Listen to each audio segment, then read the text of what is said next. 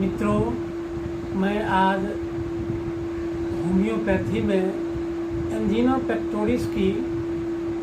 कौन कौन मुख्य दवा होगी और उसमें क्या क्या लक्षण होंगे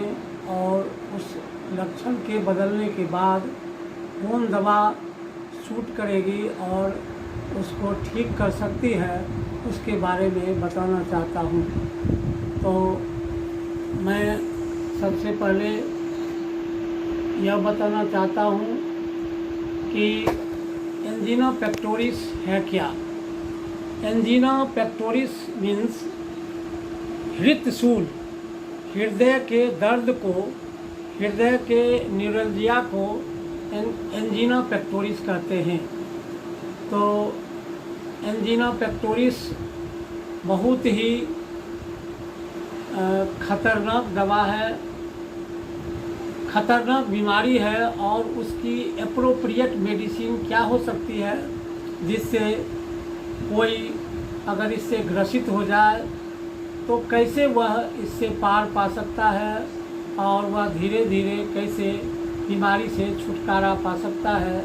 इसके लिए हम अभी चर्चा करेंगे और आप ध्यान से सुनेंगे। अगर मेरे YouTube चैनल पर आप अगर हैं और सब्सक्राइब नहीं किए हैं तो सब्सक्राइब ज़रूर कर देंगे और लाइक करेंगे, शेयर करेंगे, यह मैं आपसे आग्रह करता हूँ, जिससे आपको बराबर मेरे चैनल से प्रसारित होने वाले बीमारियों के बारे में और दवाइयों के बारे में जान सकते हैं।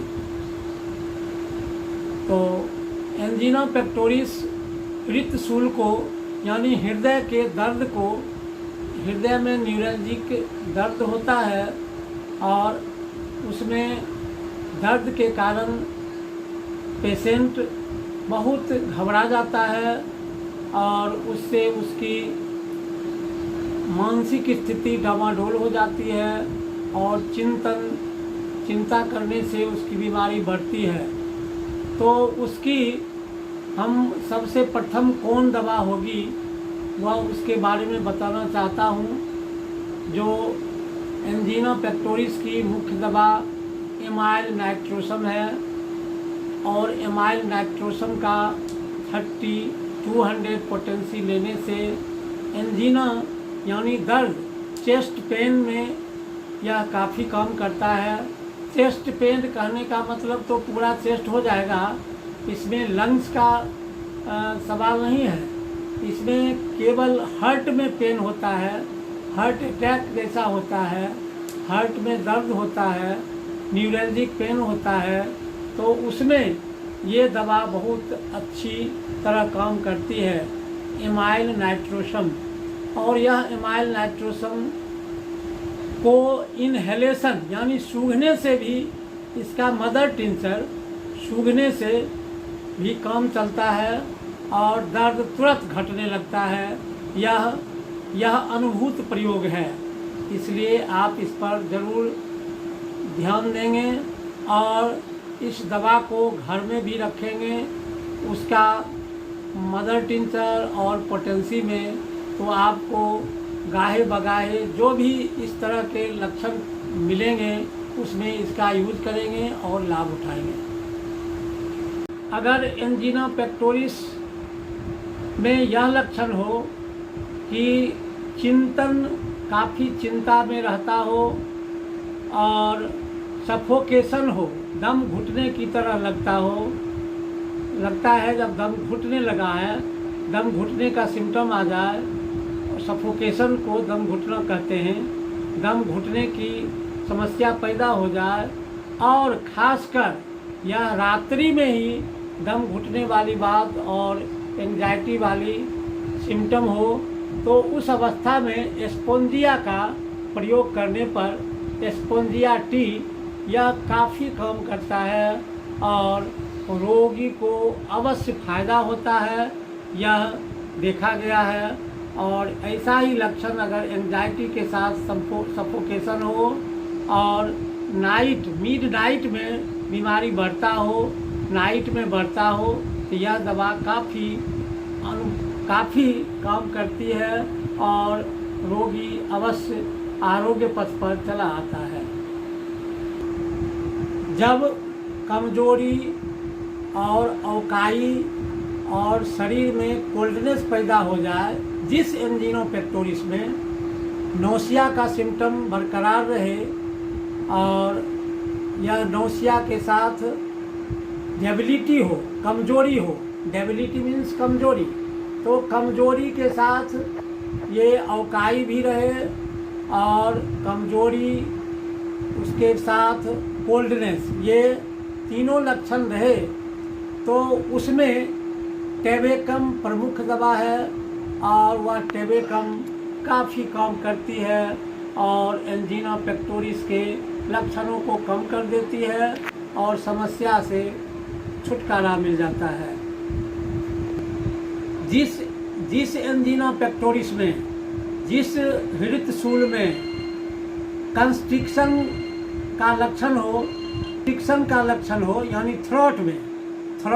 थ्रोट रीजन में कंस्ट्रिक्शन हो, यानी जकड़न लगता हो कि कुछ पकड़े हुए है,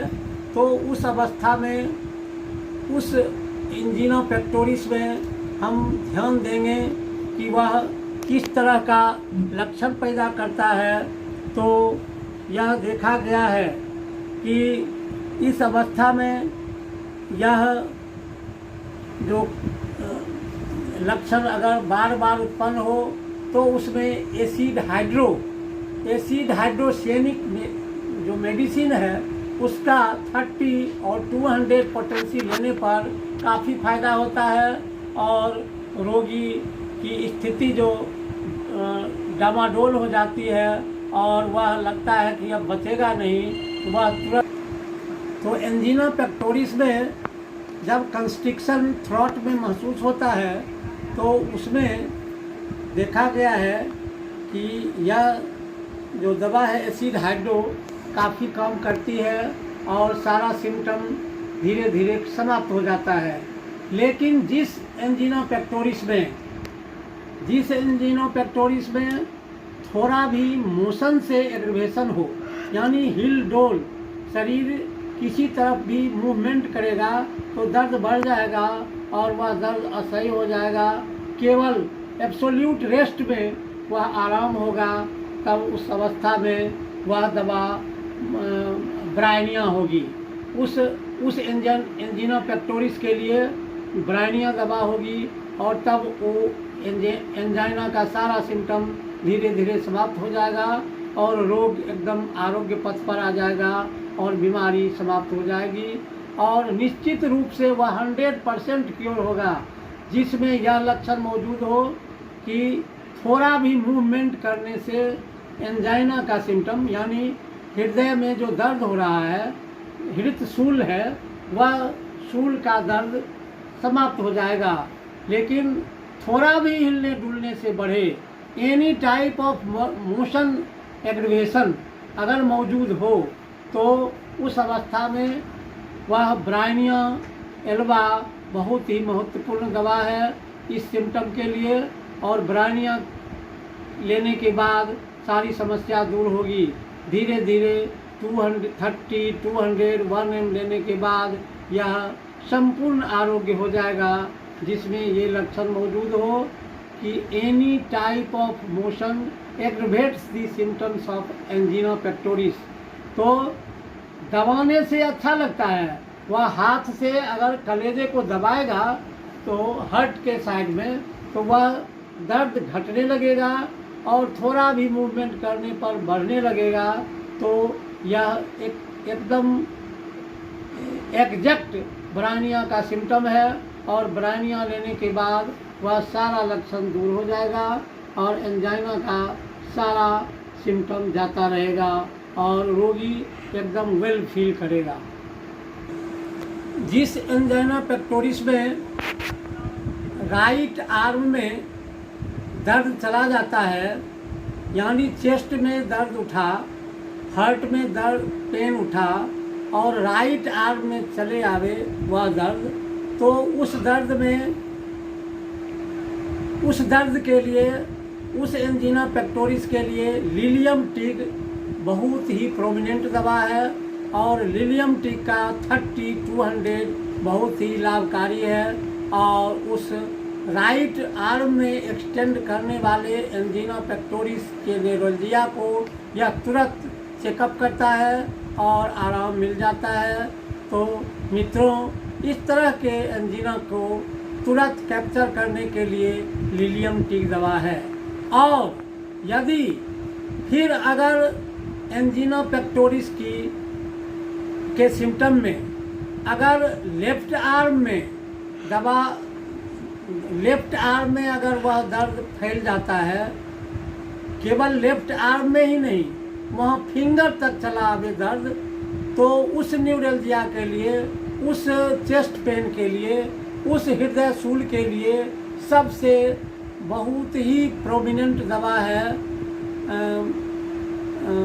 बहुत ही प्रोमिनेंट दवा उसके लिए बहुत ही रखा गया है। सिम्टम है लेक्टोडेक्टस मेक्टेंस उस सिम्टम की प्रमुख दवा है। और वह जो एक्सटेंड करता है एंजीना का दर्द बाँह में, लेफ्ट आर्म में बाईं तरफ जाने वाले दर्द को, बाईं बाँह में आने वाले दर्द को, एंजीना के दर्द को बाईं बाँह में ज्यों ही आवे या उंगली तक भी फैल जाए, तो उस अवस्था में वह लेक्टोडेक्टस मेक्टेंस बहुत ही प्रमुख दवा है। इसका 1x, 3x, 30, 200 का प्रयोग करने से काफ़ी लाभ होता है। जिस एंजीना पेक्टोरिस में यह हिस्ट्री मिला हो कि पाइल्स के हेमरेज को, पाइल्स जो ब्लीडिंग पाइल्स है, उस पाइल्स के हेमरेज को या ब्लीडिंग को किसी तरह रोका गया है, वह उसको रोकने की व्यवस्था की गई है किसी दवा से, यानी suppressed of the symptoms of piles, haemorrhagic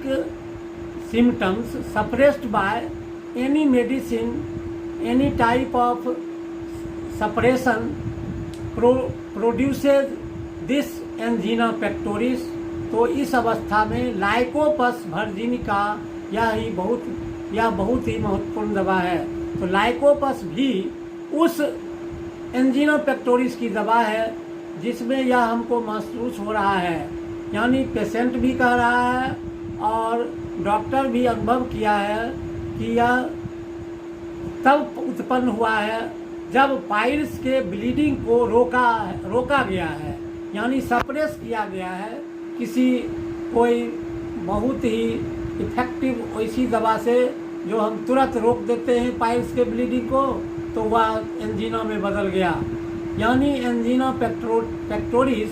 after suppression of haemorrhage of piles. तो इस सप्रेशन के बाद अगर एंजीना पेक्टोरिस पैदा हुआ है तो उस अवस्था में लाइकोपस भी प्रमुख दवा है। और यह लाइकोपस 30-200 का प्रयोग करने पर आराम होने लगता है और वह फिर से ब्लीडिंग शुरू होगा पाइल्स का, और यह दर्द घटने लगेगा और तब धीरे धीरे वह एंजीना पेक्टोरिस भी ठीक हो जाएगा और पाइल्स का ब्लीडिंग भी ठीक हो जाएगा। तो मित्रों, ये एंजीना पेक्टोरिस की प्रमुख लक्षणों के लिए प्रमुख दवा जो होती है वह मैंने बताया है। एक और एंजीना पेक्टोरिस की दवा है वेरेट्रम एल्बम भी एंजीना की बहुत ही महत्वपूर्ण दवा है, जिसमें यह सिम्टम देखा गया है कि पेशेंट को काफ़ी प्यास रहती है। हालांकि काफ़ी प्यास तो ब्राइनिया में भी है, लेकिन ब्राइनिया के पेशेंट को काफ़ी प्यास भी है और मुंह भी सूखता है, और किसी प्रकार का मोशन अगर हो, हिल डोल हो, इधर से उधर मूवमेंट करे तो बीमारी बढ़ जाती है। यह उसकी प्रमुखता है। वेरेट्रम एल्बम को काफ़ी प्यास रहता है, तरास जिसको कहते हैं, वह अनक्वेंचेबल थर्स्ट रहता हो, और तब एंजीना पेक्टोरिस हो,